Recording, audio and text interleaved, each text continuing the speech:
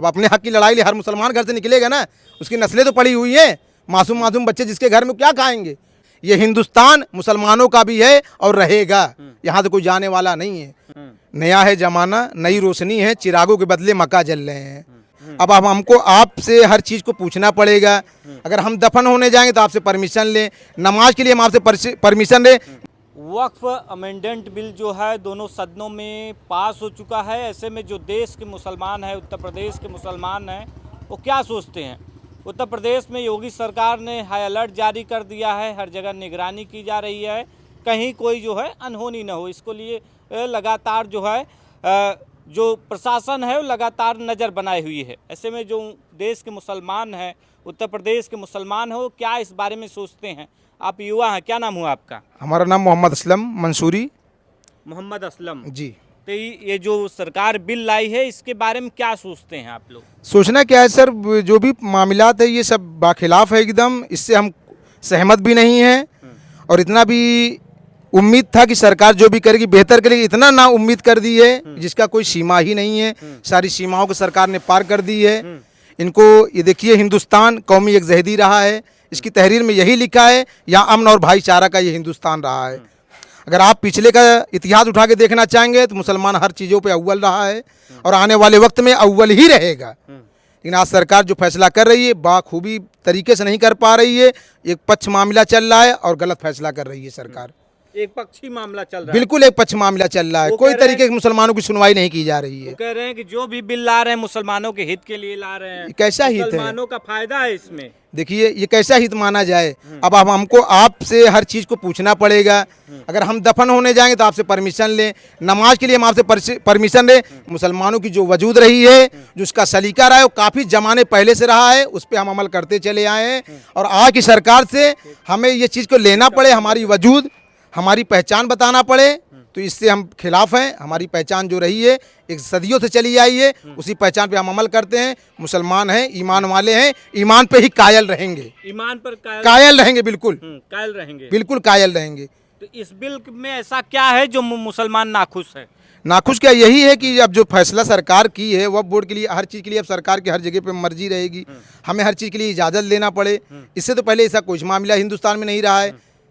आज कोई आप एक नया कानून बना रहे हैं, आप एक नया चीज़ लेके चल रहे हैं, इससे पहले तो कुछ भी नहीं देखा गया है। वो कह रहे हैं, सरकार कह रहे हैं कि जो वक्फ संपत्तियां होती थी वो सिर्फ किसी विशेष का ही हक होता था। ऐसे में गरीबों को कुछ नहीं मिल पाता था।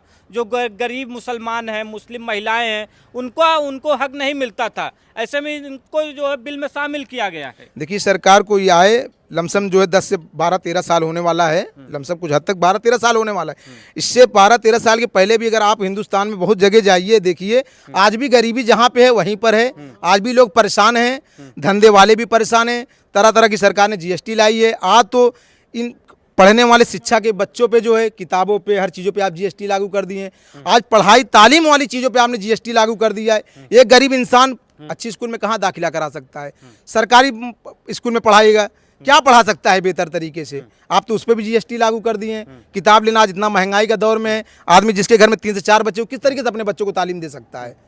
तो आप सरकार क्या चाह रही कि आने वाली नस्लें जो है एकदम जो है जाहिल रहे, ताकि आपसे वो अपना हक का भी लड़ाई न लड़ सके। नहीं, मोदी जी तो देश को आगे बढ़ाने के लिए कह रहे हैं 18 घंटे काम कर रहे हैं। क्या 18 घंटे काम करे सर? अगर आप सर देखना चाहिए, आपके हिंदुस्तान में तमाम ऐसे बिछड़े लोग पड़े हैं आज भी जो है सही तरीके का एक निवाला भी नहीं पा रहे हैं। और सरकार कह रही है हम अच्छा काम कर, क्या अच्छा काम कर रही है? सही तरीके से आदमी रोजगार नहीं कर पा रहा है, तरह तरीके की जो है मामलात बीच में आ जा रहा है। इससे पहले भी सरकारें रही हैं, 10 साल कांग्रेस का सरकार रहा है, इतना तो पराजित कोई नहीं हुआ था, इतना परेशानी किसी की नहीं आई थी। भाजपा वाले आरोप लगाते कांग्रेस जो मुसलमानों की ही सरकार थी। ऐसा नहीं, देखिए सर नया है जमाना, नई रोशनी है, चिरागों के बदले मक्का जल रहे हैं। सरकार बदलती है तो एक दूसरे पे अपना अपना बात रखती है, ये उनका बात रखना है वो अपनी जगह पे रखें। लेकिन जो मुसलमानों के खिलाफ काम किया जा रहा है उस पर मुसलमान आवाज़ उठाएगा। इसको बिल को वापस उनको करना पड़ेगा। अभी सुप्रीम कोर्ट तक मामला जाएगा, हर मुसलमान वहाँ तक बिल्कुल वापस करना पड़ेगा सरकार को। सरकार कहेगी नहीं लेंगे, अब सुप्रीम कोर्ट तक देखते हैं क्या होता है। अब यकीन वहीं पे रुका है, सुप्रीम कोर्ट का जो फैसला होगा उसको मानेंगे। देखते हैं, आखिरी उम्मीद की घड़ी वहाँ पर है, जो फैसला आएगा देखेंगे, बेहतर ही फैसला होगा। इतना तो यकीन सुप्रीम कोर्ट पे है। अगर कोर्ट पे यकीन नहीं रहे फिर कोर्ट का मामला कहाँ से रह जाएगा। हर आदमी की आखिरी दहलीज कोर्ट है, देखेंगे फिर जो होगा। तो मतलब कोर्ट से लड़ाई लड़ी जाएगी? बिल्कुल लड़ी जाएगी, इसमें कोई दो राय नहीं है सर, बिल्कुल लड़ी जाएगी लड़ाई। जो भाजपा कह रही सबका साथ सबका विकास, अभी जो है सौगात मोदी अभी घर घर पहुंचाया गया मुसलमानों के लिए, तो नहीं लग रहा है कि मोदी जो है मुसलमानों के हित के लिए काम कर रहे हैं? अभी तो हम लोग को ऐसा नहीं लग रहा है सर। 10 से 12 साल गुजर गए, सरकार देखते देखते ऐसे कभी ऐसा कोई मामलात नहीं हुआ है। हर काम अपने हिसाब से सरकार कर रही है। लेकिन अगर सरकार कोई काम कर रही है, हर चीज़ का मामलात है, मुसलमानों का भी हक है यहाँ पर, हर तरीके से रहा है, तो सरकार ये काम नहीं कर रही है। इससे आज मुसलमान खिलाफ, अब तो वो काम आप कर दिए जो आप उम्मीद भी नहीं थी सरकार से ऐसा काम सरकार आने वाले वक्त में करेगी। वक्फ बोर्ड के बारे में सरकार ये कह रही कि जहाँ पर कह देते थे कि हमारी ज़मीनें हैं, फिर उन्हीं की कोर्ट में सारा कुछ फैसला हो जाता था, ना तो हाई कोर्ट जा पाते थे, ना तो सुप्रीम कोर्ट जा पाते थे। ऐसे में जो गरीब हैं उनकी ज़मीनें हड़प ली जाती थी।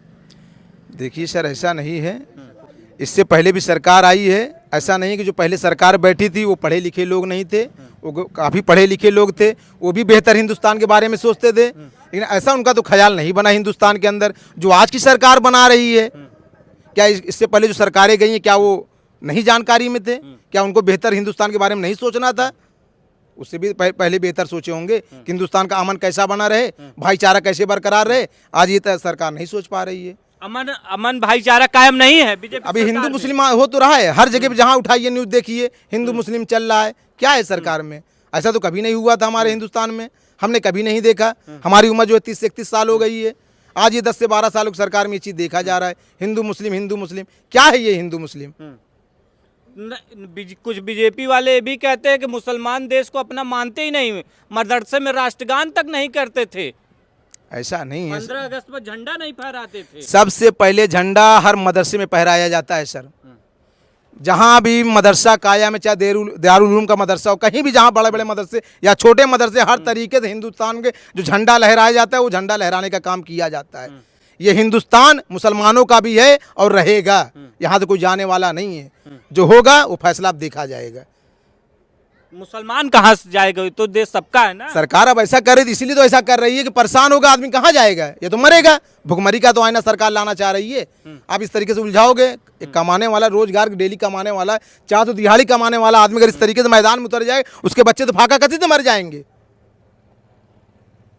तो सरकार उनके बारे में क्या बेहतर? आपने तो ये काम फैसला कर लिए, अब अपने हक की लड़ाई लिए हर मुसलमान घर से निकलेगा ना, उसकी नस्लें तो पड़ी हुई हैं।